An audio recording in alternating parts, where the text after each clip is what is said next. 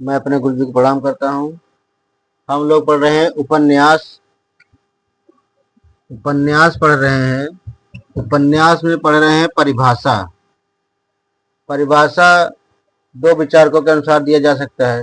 एक पाश्चात्य आलोचकों के अनुसार, दूसरा है हिंदी आलोचकों के अनुसार।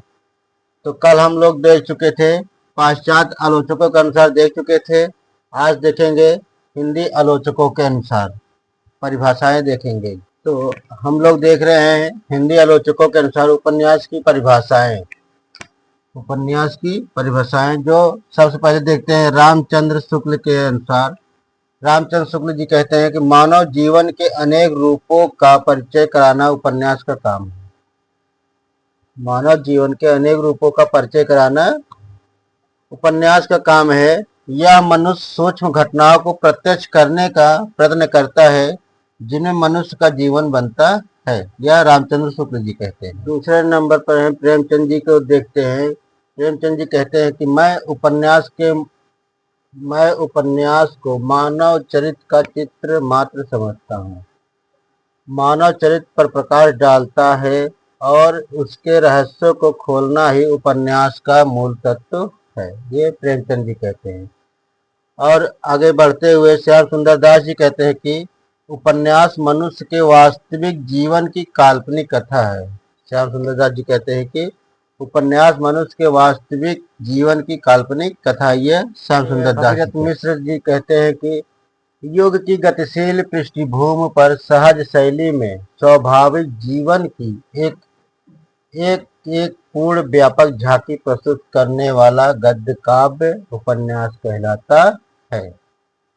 वहीं पर भगीरथ मिश्र को हम लोग मोस्ट मानेंगे।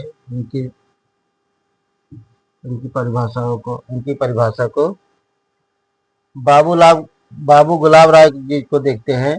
ये कहते हैं कि उपन्यास जीवन का चित्र है, प्रतिबिंब नहीं है। उपन्यास जीवन का चित्र है, प्रतिबिंब नहीं है।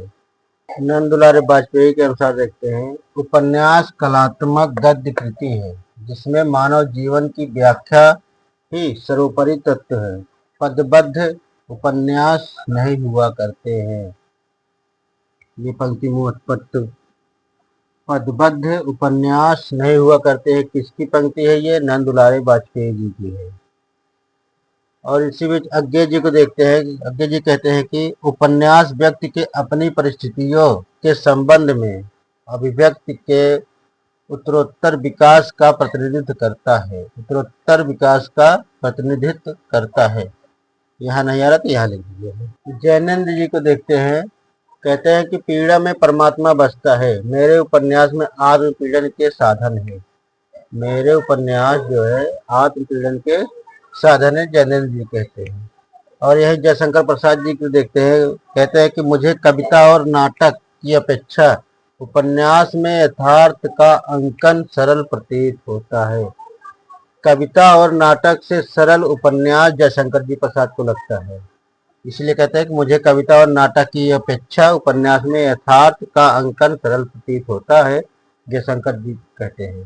हिंदी साहित्य कोश के अनुसार देखते हैं, उपन्यास गद्य साहित्य का एक अन्यतम रूप है जिसका आधार कथा है, चाहे वह सीधे मनुष्यों की ही हो या मनुष्योत्तर जीवन की हो और प्रकृति की, अथवा चाहे वह सच्ची हो या कल्पित हो।